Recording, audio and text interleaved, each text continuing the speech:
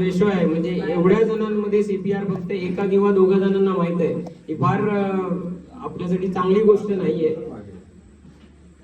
ही फक्त आपल्या भारतातली गोष्ट आहे की सीपीआर इथे लोकांना माहित नाहीये. बाहेरच्या देशांमध्ये तुम्ही बघाल तर 7वी ते 8वीच्या मुलांपासूनच सीपीआर शिकवलं जातं की सीपीआर नक्की म्हणजे काय. सीपीआर म्हणजे कार्डिओ पल्मनरी रिसक्सिटेशन. कार्डिओ म्हणजे तुमचं हृदय, पल्मनरी म्हणजे तुमचं फुफ्फुस, आणि रिसक्सिटेशन म्हणजे त्यांना परत जिवंत करणं.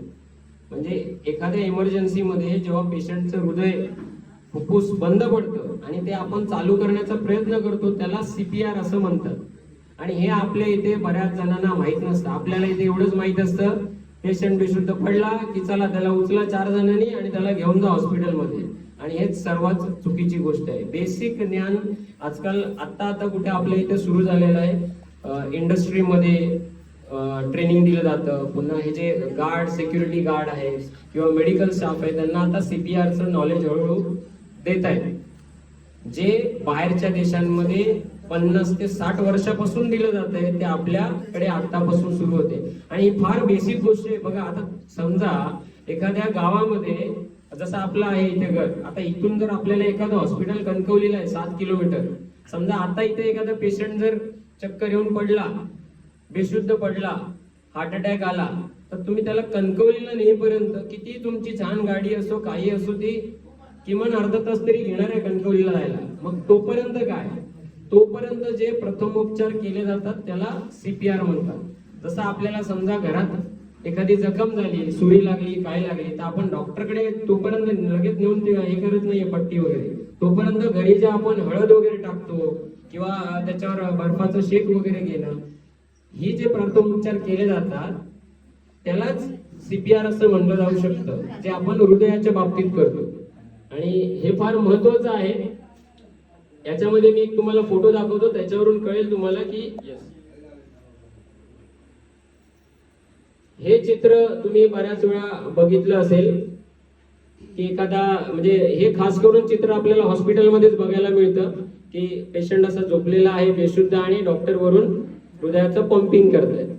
आणि हे कधी कधी इमर्जन्सीमध्ये रस्त्यावर जर एखादा कोणी मेडिकल स्टाफ असेल त्याला नॉलेज आहे सीपीआरचं, तर हे चित्र आपल्याला दिसतं.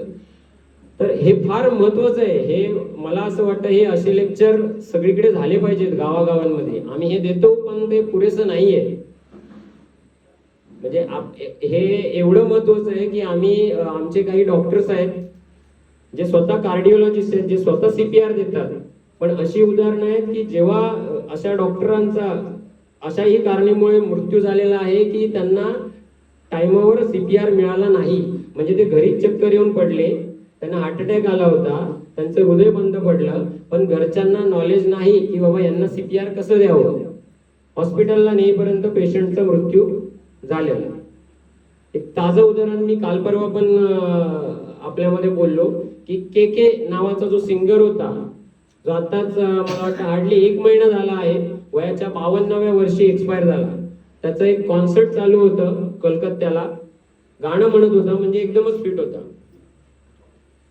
गाणं म्हणत असताना त्याला घाम वगैरे सुटायला लागला, छातीत पण त्याच्या दुखत होतं, पण त्याला तो शो कशाही परिस्थितीत कंटिन्यू करायचा होता.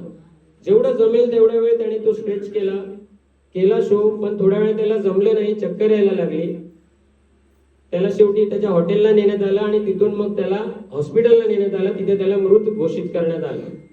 आता या सर्वाचा सारांश काय निघाला की त्यांचे जे क्रू मेंबर होते, म्हणजे त्याचा जो स्टाफ होता, त्यांची जवळजवळ 15 जणांची टीम आहे, पण त्याच्यात एकालाही सीपीआरचं नॉलेज नाही. जर असतं तर त्यांनी तेव्हाच तिथे त्याला तो सीपीआर दिला असता, पेशंटचे जीव वाचले असते. तर ह्या बेसिक महत्वाच्या गोष्टी आहे. म्हणजे आपल्याला हे सगळं माहिती आहे की ताप आल्यावर क्रोसिन घ्यायची आणि जुलाब झाल्यानंतर खाकी गोळी घ्यायची, हे सगळं माहित आहे. पण ह्या इमर्जन्सीज मध्ये तुम्ही काय केलं पाहिजे हे फार महत्वाचं आहे. आणि हे जर केलात, आज समजा या लेक्चरमुळे जर पुढच्या 10 वर्षात एकाने जरी सीपीआर दिला ना, तो साध्य झाला लेक्चर असं समजावं आपण. तर आपण हा कसा करायचा, कधी करायचा आणि का करायचा. म्हणजे उद्या समजा रस्त्यावर कोणी पडलाय आणि तुमची छाती दाबत बसाल तर असं करू नका. सगळेच काही सगळ्यांनाच काही सीपीआर द्यायचं असं नाही. कोणाला द्यायचा, कशासाठी द्यायचा ते मी फक्त सांगतो. 15-20 मिनिटाचं फक्त काम आहे, बघून घ्या, लक्षात ठेवा आणि ते प्रयत्न करू आपण सक्सेस होण्याचा. ठीक आहे. तर आता सीपीआर ला आपण बेसिक लाईफ सपोर्ट पण म्हणतात. सीपीआरचा अर्थ परत सांगतो मी, कार्डिओ पल्मनरी रिसक्सिटेशन, मराठीमध्ये जीव संजीवनी यंत्रणा असं म्हणतात. म्हणजे एखाद्याला पुनर्जीवित करणं, संजीवन करणं. म्हणजे एखाद्याला हार्ट अटॅक आल्यानंतर त्याचं हृदय पूर्णपणे बंद पडतं आणि ते आपण चालू करण्याचा प्रयत्न करतोय. आता का करतोय आपण असं, की चल बाबा त्याला डॉक्टरांकडे हॉस्पिटलला नेऊन त्यांनी शॉक दिल्यानंतर पण त्याचं हृदय चालू होतं. मग आपण कशाला द्यायचा सीपीआर त्याला, तर का द्यायचा, हृदय आपलं बंद पडल्यानंतर 3 मिनिटाच्या आत जर ते परत चालू नाही झालं तर एक तर ते हृदय कायमचं बंद होणार आहे. दुसरी गोष्ट, 3 मिनिटाच्या आत त्याच्या मेंदूला रक्तपुरवठा बंद होणार आहे. मेंदूला जर रक्तपुरवठा बंद झाला तर तो पेशंट ब्रेन डेड होणार आहे. ब्रेन डेड जर झाला तर भले नंतर त्याचा हृदय चालू होईल, पण ब्रेन डेड झाल्यामुळे तो माणूस परत कधीच नॉर्मल होऊ शकणार नाहीये, तो कोमामध्ये जाणार आहे. तर आपण काय करणार आहोत की त्याला पंपिंग केल्यामुळे त्याचा आपण जो मेंदूचा रक्त पुरवठा आहे तो सुरू करणार आहोत. निव्वळ पंपिंग केल्यामुळे ह्या गोष्टी होतात. आपण एक पिक्चर मध्ये बघतो बऱ्याच वेळा की तुम्ही तो एक रजनीकांतचा कोणता मूवी होता तो 2.0 आहे ना, त्याच्यामध्ये दाखवलं होतं एका लहान मुलाला शॉक लागलेला असतो आणि तिथे ते पंपिंग करतात आणि त्याच्यामुळे त्याचं हृदय पुनर्जीवित होतं. तर ही खरी गोष्ट आहे. तर आता आपण बघू की नक्की कसं हे केलं जातं. तर आता सर्वात पहिलं कोणाला करायचं ते मी सांगतो की एमर्जन्सी मध्ये काय करावं. एक तुम्ही फक्त एक इमॅजिन करा की समजा आज तुम्ही घरात आहात, सोबत कोणीतरी आहे, एखादा समजा वयस्कर माणूस आहे घरामध्ये आणि तो अचानक चक्कर येऊन पडला. ठीक आहे, चक्कर येऊन पडले बाबा ते. आता समोर चक्कर येऊन पडलेत, आपल्याला माहित नाही कशामुळे चक्कर आली आहे, काय आली आहे. तर सर्वात पहिलं अशा माणसाचं आपण चेक करायचं आहे की याला आपण पंपिंग करायचं की नाही. तसं मी बोललो, उगाच सगळ्यांना आपलं पंपिंग करत सुटू नका. ज्या माणसाचा श्वास चालू आहे याचा अर्थ छाती वर खाली होते, याला गरज नाही. छाती वर खाली होते हे तुम्ही ओळखू शकता. दुसरी आयडिया की त्याच्या नाकाजवळ हात नेणे. जर आपल्याला हवेचा हे लागतोय, स्पर्श लागतोय, याचा अर्थ श्वास चालू आहे. अशा माणसाला पंपिंग करू नका. पंपिंग म्हणजे त्याला चेस्ट कंप्रेशन देऊ नका, गरज नाही. तिसरी गोष्ट, जर त्याची नाडी लागते, हाताची नाडी लागते किंवा आपण इथं चेक करतो, इथे, आता ही जागा ती पण मी शिकवतो की कशी चेक करायची. आपल्या हा जो गळा आहे इथला आणि ही जी मान आहे, या दोघांच्या मध्ये इथं आपल्याला नाडी लागते. थोडा वेळ शांत बसून जर स्वतःचीच नाडी चेक केला तर ती लागते तुम्हाला. ही सर्वात मोठी नाडी आहे आपल्या शरीरातली. इथं जर हात लावला तर तुम्हाला कळेल की हो, इथे एक मोठी नाडी आहे जी वाजते. ही जरी पेशंटची लागते, त्याला चेस्ट कंप्रेशनची गरज नाहीये. याचा अर्थ त्याचं फक्त हृदय थोड्या वेळासाठी बंद पडलंय, ते नक्कीच पुनर्जीवित होणार, त्यांना चेस्ट कंप्रेशनची गरज नाहीये. पण हे सगळं बघण्यात 2-3 नाही बाबा, नाडी भेटतच नाहीये, 2-3 मिनिटं घालवला तर तो गेला असाच. ठीक आहे बाबा, मी पल्स चेक करण्यातच टाइम घालवला. तर असं करू नका. दुसरी गोष्ट, जर एकदा आपल्याला कन्फर्म झालं की नाही बाबा त्याची छाती वर खाली होत नाहीये, मला त्याचा श्वासही इथे जाणवत नाहीये, याचा अर्थ कन्फर्म झालाय की त्याचा श्वास बंद झालेला आहे आणि त्याचं हृदय बंद पडलेलं आहे. दुसरं हे करायचं आहे की आपण त्याला टॅप करणे. बऱ्याच वेळा काय होतं, पेशंट बेशुद्धही पडलेले असतात थोड्या वेळापुरते. काही लोकांना गरमीमुळे चक्कर आलेली असते किंवा काही लोक आजारी असतात विकनेसमुळे, त्याच्यामुळे पण ते चक्कर येऊन पडलेले असू शकतात. तर त्यांना थोडं तुम्ही टॅप केलात, छातीवर किंवा खांद्यावर मारलात तर ते जागेही होतात. आधी सर्वात पहिलं ते करून बघायचं की बाबा ते जागे होत आहेत का. जर तुम्ही त्यांना टॅप केलात तर ते जागे झाले तर यस, या पेशंटला गरज नाहीये. ठीक आहे. तर आपण जसं इमॅजिन करतोय की घरात एक मनुष्य पडलाय, आता मला त्याला ठरवायचं की याचं काय करायचं. तर घरात एक मनुष्य पडला आहे, मी त्याची पहिली पल्स चेक केली, मला नाही लागली. मी त्याचा श्वास बघितला, छाती पण उडत नाहीये. त्याच्यानंतर मी त्याचा नाकाच्या इथं हात घेऊन बघितला, नाही लागलं, याचा अर्थ श्वास बंद आहे. ठीक आहे. पुढचं सगळं कार्यक्रम करण्या अगोदर आता तुम्ही नुसतं चेस्ट कम्प्रेशन देऊन हे फक्त प्रथमोपचार आहे. त्याच्या आधी सर्वात पहिले एक काम करायचं, घरात कोणी अवेलेबल असेल तर त्याला आधी फोन करून सांगा की बाबा ॲम्ब्युलन्सला बोलवून ठेव. हे महत्वाचं काम आहे. कारण हे जे तुम्ही आपण CPR करतो, हा जो सगळा प्रथमोपचार आहे, मेन उपचार होणार आहे हॉस्पिटलमध्ये. हे जर आपण करत बसलो आणि बाय द टाइम नंतर ॲम्ब्युलन्स कॉल केली तर ते पण लेट होणार आहे. त्याच्यामुळे तुम्ही घरातला किंवा आजूबाजूला कोणाला तरी बोलून पहिले सांगा की तू ॲम्ब्युलन्स कॉल करून ठेव, मी इकडे CPRचं करतो. हा प्रॅक्टिकल आपण जे काय आहे ना, मी थेरॉटिकल अजिबात सांगत नाहीये, हे पुस्तकी ज्ञान नाहीये. हे जे आम्ही गेल्या 12-15 वर्षात बघितलेलं आहे ते सांगतोय की प्रत्यक्ष काय चालतं. तसं पेशंट बेशुद्ध बघितला, पहिलं कुणाला तरी सांगा बाबा तू ॲम्ब्युलन्सला कॉल कर.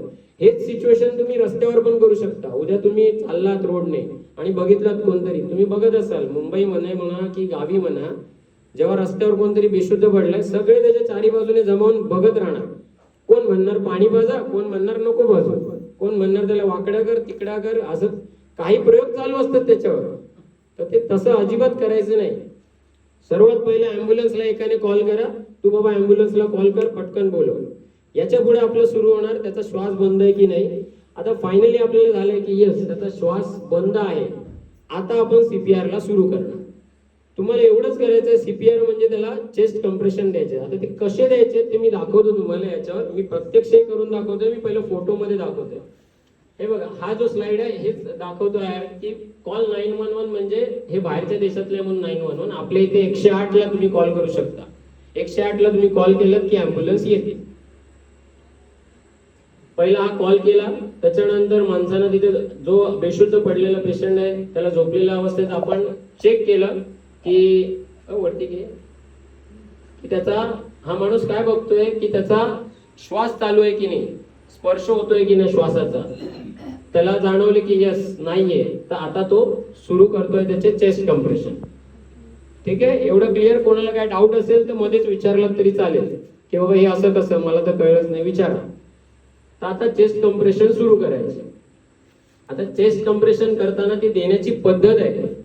उगाच आपलं तुम्ही इकडे कुठेतरी दाबताय. आता काही लोकांचं म्हणणं डाव्या बाजूला हृदय म्हणून त्या डाव्या बाजूला दाबताय, त्याचं चुकीचं आहे. ती देण्याची पद्धत आहे. तुम्ही व्यवस्थित जर चेस्ट कम्प्रेशन एखाद्या पेशंटला दिला तर जरा माझा फोन वाचव, अनिलला सांग नंतर करायला. माझ्याकडे. तुझ्याकडे आहे काय? हा इथेच आहे, इथेच आहे. राहू दे मला, नको. तर व्यवस्थित जर आपण CPR दिला तर खरंच तो पेशंट वाचणार आहे, एवढं लक्षात ठेवा. आणि हे एक मिरेकल आहे आमच्या फील्डमध्ये, तर ह्याला चमत्कार म्हणलं जातं. जर एखाद्याचे चेस्ट कम्प्रेशन करून जर तो पेशंट बाहेर आला तर येस हे मिरेकल आहे. कारण आपण त्याला पुनर्जन्म दिलेला आहे, साक्षात पुनर्जन्म. तर चेस्ट कम्प्रेशन कसे द्यायचे, पोझिशन कशी असेल ती पण दाखवतो. एका फोटोमध्ये पोझिशन आहे बघ, ती दाखव मला. लाईक दिस, हा वाला फर्स्ट हा तो. आता बघा याच्यामध्ये बघू जरा इकडे, हे घे. आता तुम्ही बघाल ही पोझिशन आहे प्रॉपर. तुम्हाला हा जो आपला हात आहे असा ठेवायचा आहे, दुसरी बोटं त्याच्यामध्ये लॉक करायची आहेत अशी, आणि ही असं त्याला फक्त दाबायचं असतं. ठीक आहे. फक्त हे विसरू नका. कसेही आपलं असं तसं कसंही देऊ नका. फक्त ही बोटं लॉक करायची आहेत आणि त्याच्या छातीवर ठेवायची. आता छातीवर ठेवायची म्हणजे कुठे ठेवायची ते मी दाखवतो. कुठे गेला जीवन? ये 2 मिनिटं बघता म्हणजे लाईव्ह आपल्याला कळेल. नंतर आपण एक व्हिडिओ पण आहे त्याच्यावर पण बघू.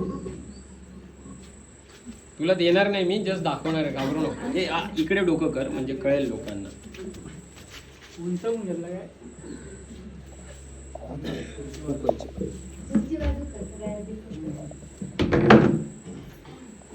जीवन तयार झालंय ही मोठी गोष्ट आहे. तर बघा, नॉर्मली आपण असं करतो की पेशंट जर असं झोपला असेल, तुम्ही त्याच्या बाजूला जाऊन असं बसायचं आहे. ठीक आहे.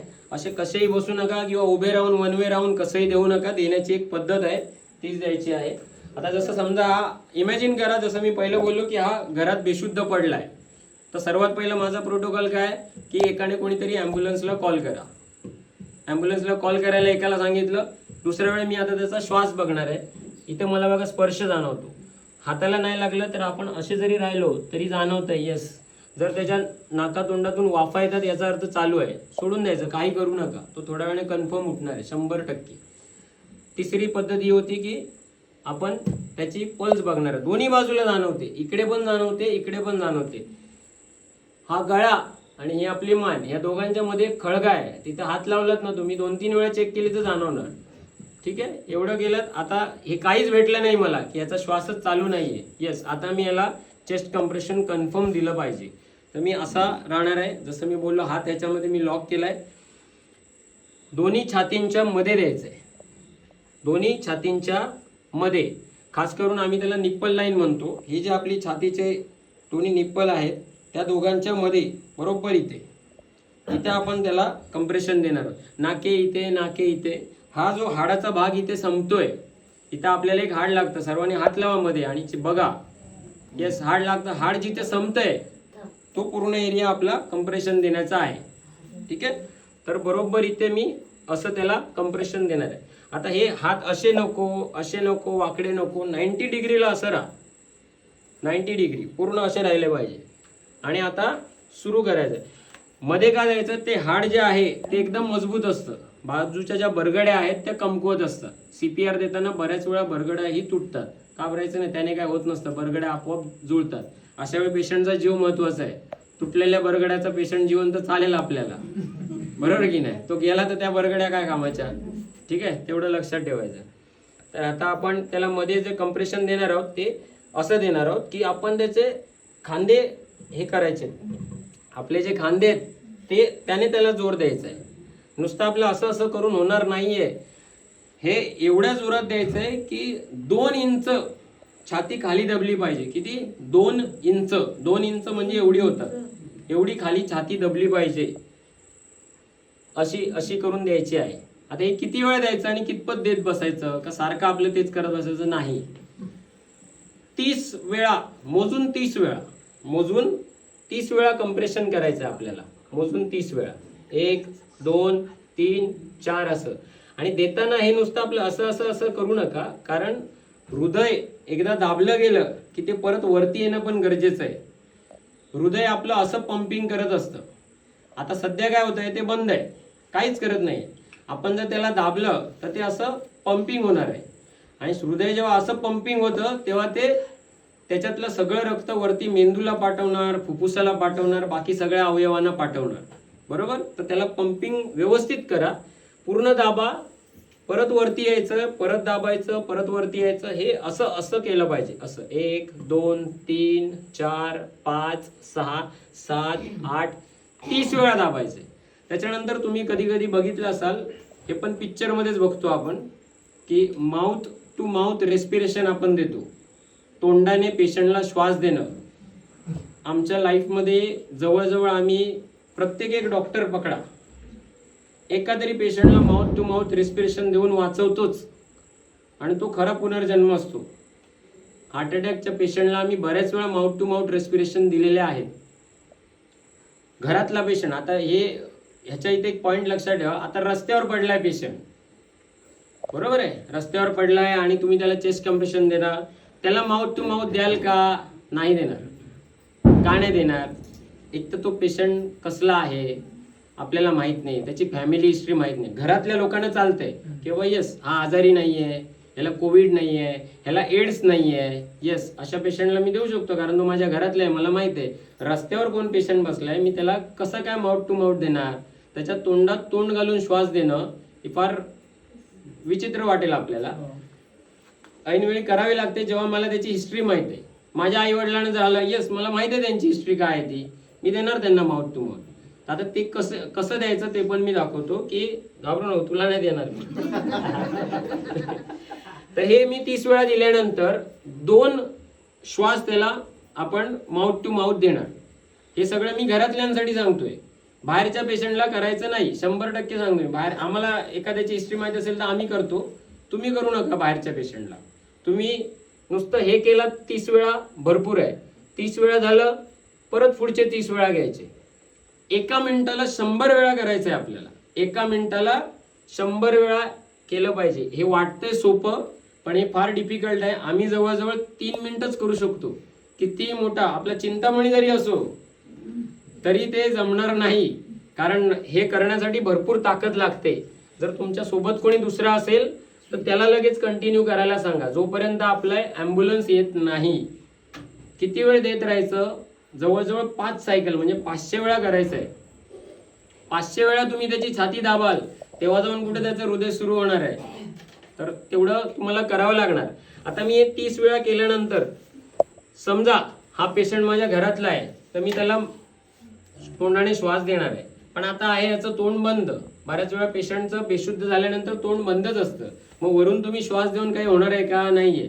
तर त्याचं तोंड खोलण्याची एक टेक्निक असते. जॉ थ्रस्ट करके एक है, वो लगा,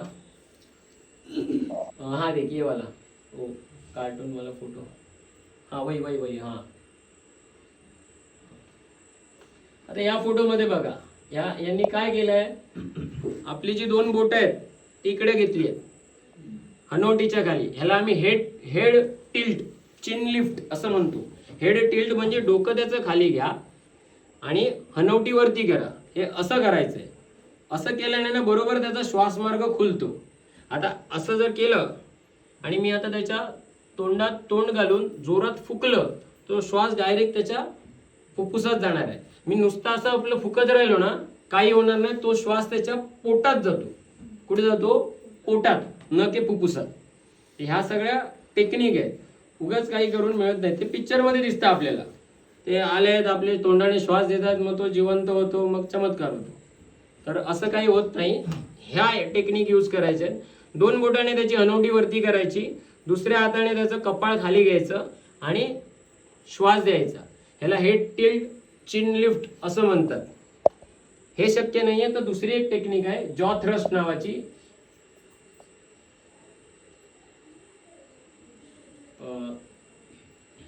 हा, आता ह्याच्यामध्ये तुम्ही बघाल, हे जे मी सांगितलंय ते आहे. असं करून त्याचं डोकं हे करून तोंडात श्वास देणे. ठीक आहे. आता हा जॉ थ्रस्ट आहे. जॉ थ्रस्ट नावाची ही पण एक टेक्निक आहे. याच्यामध्ये तुम्ही पेशंटला मागून त्याचे जे जबडे आहेत ते असे हे करायचे आणि मागून त्याला श्वास द्यायचा. इमर्जन्सीमध्ये जे सुचेल ते करा, पण करा. ठीक आहे.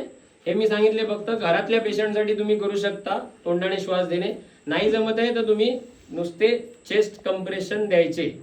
ठीक आहे. जेवण तुझं काम झालं. थँक्यू. ठीक आहे. तर हे सिंपल अशा टेक्निक आहेत. आणि हे झाल्यानंतर जरा स्लाइड डाऊन कर.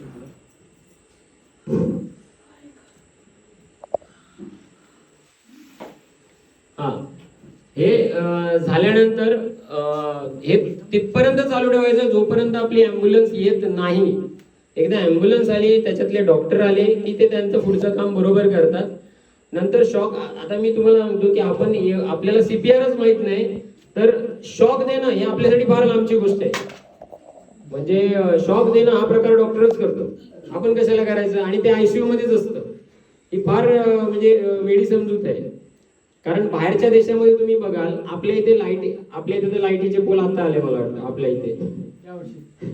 तर बाहेरच्या देशांमध्ये जे लाईटचे पोल असतात तसे त्यांच्या इथे दर 1-2 किलोमीटर वरती पोल असतात. खास करून बस स्टॉपच्या इथे, पुन्हा असे जे रोडवर स्ट्रीट लाईट्स असतात तसेच त्यांच्या इथे पोल असतात. आणि त्या पोलला एक मशीन अटॅच असते. त्या मशीन मध्ये शॉकचं मशीन असतं त्याच्यात, की ते म्हणजे त्या लोकांना एवढं ते रेग्युलर झालेलं असतं. शॉक देणं म्हणजे ठीक आहे, त्यांना माहित असतं, CPR शिकवलेलं असतं. पेशंट बेशुद्ध पडलाय, हीच प्रोसिजर ते लोक करतात. पेशंट बेशुद्ध पडलाय, त्याचा श्वास चेक करतात, नाही मिळाला तर त्याला कंप्रेशन देतात, तोंडाने श्वास देतात आणि याच्यानंतर जो पार्ट पुढे येतो त्याला शॉक देणं. की तिथले कॉमन पब्लिकच त्या जो कोण पेशंट असेल त्याला तो पॅच लावतात आणि शॉक देतात. ते काही शिकवण्यात पॉइंटच नाहीये, कारण आपल्याकडे ते शॉकचे मशीनच नाहीये, ते फक्त ICU मध्ये. तर तुम्ही कंप्रेशन जरी दिलात तरी भरपूर आहे. आता हा एक फोटो मी तुम्हाला दाखवतो. हा वाला का,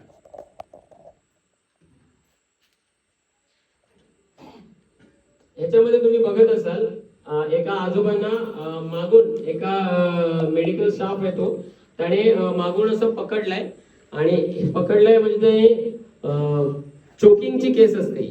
म्हणजे तुम्ही बघाल एखादं बऱ्याच वेळा च्युइंगम म्हणा किंवा म्हाताऱ्या माणसांना खाताना कधी कधी ठसका लागतो.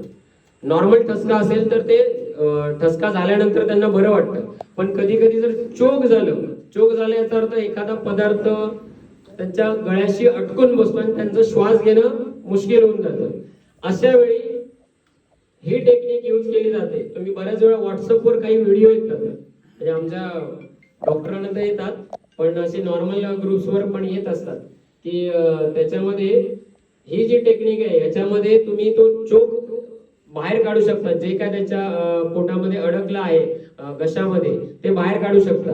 त्यांना जस्ट मागून असे हे द्यायचे असतात गचके. जसं मी आता ऋग्वेदावर दाखवतो. ऋग्वेद इकडे बेटा, इथे उभा राहा. आता समजा हा एक पेशंट आहे आणि याला चोक झालेला आहे, तर आपण नॉर्मली घरी काय करतो, त्याला इथं छातीवर मारणार किंवा असं असं करणार, काही होत नसतं त्याने. त्यांना मेन हे करायचं असतं, इथून मागून पकडायचं, त्याचे हात असे ठेवा, इथून पकडायचं असं, आणि हा आपला हात असा पकडायचा. बघा हा त्यांनी वेगळ्या पद्धतीने पकडले, पण ही टेक्निक आहे. असा पकडायचा आणि त्याला गचके द्यायचे असे. हे आपल्याकडे ओढायचं त्याला. हे असं केलं ना की त्याच्या छातीतला जो प्रेशर आहे त्याने ते जी काय वस्तू त्याच्या तोंडात अडकली ती निघून जाते. ही पण एक लाईफ सेव्हिंग टेक्निक आहे. याने पण आजपर्यंत हजारो लोकांचे जीव वाचलेले आहेत. आपल्या भारतात म्हणा, बाहेरगावी म्हणा, अशा बऱ्याच केसेस आहेत. फक्त ते व्हिडिओ रेकॉर्ड होत नाही म्हणून आपल्याला कळत नाही, पण अशा बऱ्याच केसेस आहेत. आता याच्याबद्दल कोणाला काही विचारायचं आहे ते विचारू शकता. कोणाला कळलं नाही म्हणून डाऊट नाही की क्लिअर झालं म्हणून डाऊट नाही. तर बघा, हे सिंपल आहे. या लेक्चरचा एवढंच साध्य लक्षात ठेवा की मला कोणी बेशुद्ध दिसला किंवा माझ्या समोर कोणी बेशुद्ध झाला, श्वास चेक करा आणि त्याची छाती कंप्रेस करा. बस, छाती कंप्रेस केल्याने त्याचं काही नुकसान होणार नाहीये 100%. म्हणजे बाबा त्याचं हृदय की बाबा तू छाती दाबून दाबून त्याला मारलास तर असं काही होणार नाहीये. उलट त्याचं हृदय चालू असेल तर ते चालूच राहणार. छाती दाबल्याने कोण काही डेंजरस काही होणार नाहीये. तर तुम्ही चेस्ट कंप्रेशन ही एवढी गोष्ट लक्षात ठेवा, खास करून आजकालच्या यंगस्टरने काय तर. आणि हे इतरांना पण शिकवा. हे एवढे फक्त लक्षात ठेवा की मला छाती कंप्रेस करायची आहे. ठीक आहे, चला धन्यवाद.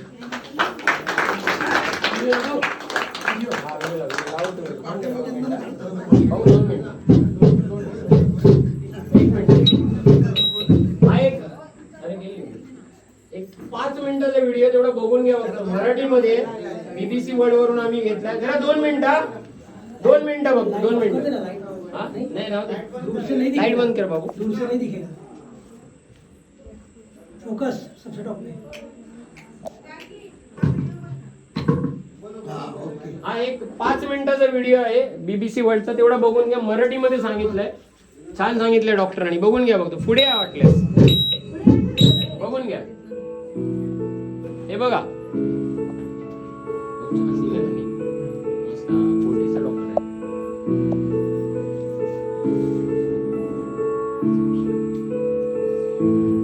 सीपीआरचा फुल फॉर्म आहे कार्डिओ पल्मनरी रिससिटेशन असं आहे. आणि म्हणजे एखाद्याचं हृदय बंद झालं आणि ते हृदय चालू कसं करायचं त्याची ही टेक्निक आहे. जो व्यक्ती आहे त्याचं हृदय बंद पडलं काही कारणाने, त्याचं हृदय जर बंद पडलेलं आहे तर त्याला जर आपण सीपीआर चालू केलं तर आपण काय करतो की आपल्या हाताच्या शक्तीने त्याचे हृदय आपण पंप करतो. आणि हृदय पंप केल्यामुळे काय होतं, हृदयातलं जे रक्त आहे ते इतर ऑर्गनला पोचायला मदत होते. आणि म्हणजे जसं ब्रेन आहे आपले आणि व्हायटल ऑर्गन आहे जसे किडनी वगैरे, आणि ठराविक रिदम मध्ये जर आपण त्याचं हृदय पंप केलं तर त्याचं हृदयाचं काम थोडक्यात आपण हाताने करतो तेवढ्या वेळासाठी, जोपर्यंत आपल्याला मदत येत नाही तोपर्यंत.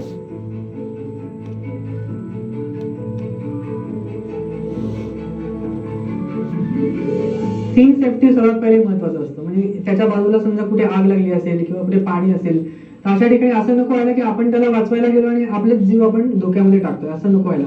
तर सर्वात पहिल्यांदा म्हणजे सीन सेफ्टी, म्हणजे त्याला सुरक्षित ठिकाणी आपण खेचून आणायचं आणि फ्लॅट सरफेसवर त्याला झोपवायचं.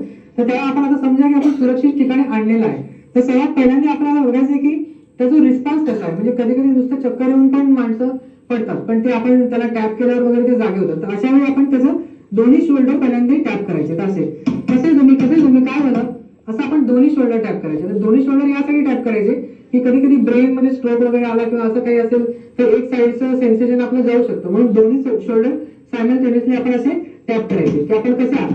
आता तो रिस्पॉन्स देत नाहीये याचा अर्थ तो खरोखरच आता एकदम कोलॅप्स झालेला आहे.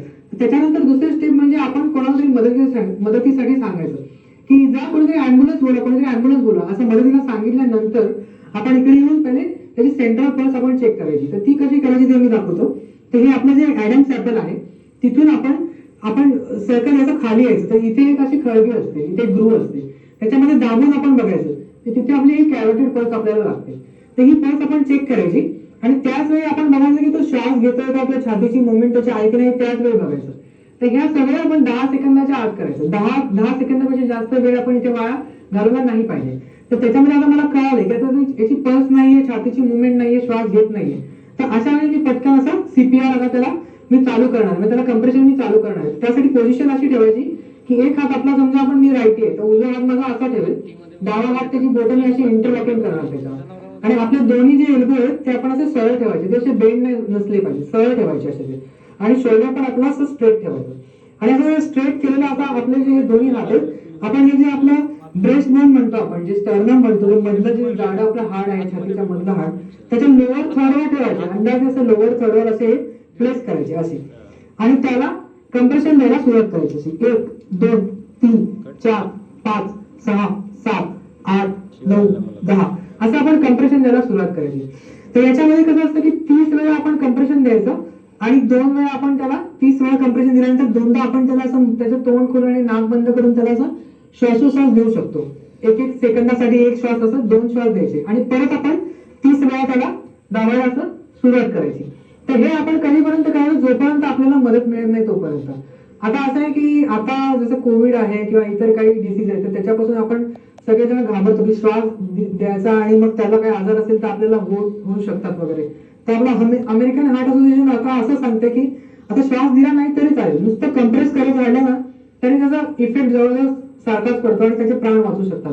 मग जेव्हा आपल्याला मदत येते त्याच्यानंतर ते येऊन इथे डिफिब वगैरे लावतात. डिफिब्रिलेटर ही मशीन असते शॉक द्यायची हृदयाला, ते लावून मग जर का हृदयाचं पंप असं विचित्र पंप करत असेल किंवा हृदय फिब्रिलेट असं होत असेल तर ते शॉक वगैरे देतात आणि पुढची ट्रीटमेंट मग ते करतील.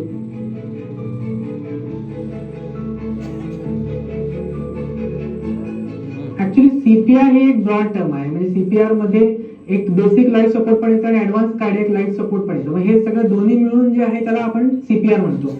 पण त्याच्यापैकी ऍडव्हान्स कार्डियक लाईफ सपोर्टला आपल्याला मेडिकल तज्ञ किंवा ज्याला मेडिकल नॉलेज आहे त्याची गरज लागते.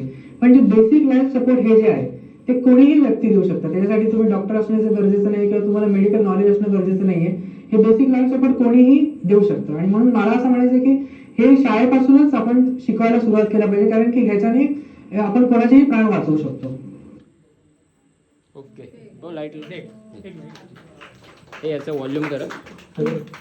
हॅलो हॅलो हॅलो हॅलो धन्यवाद डॉक्टर.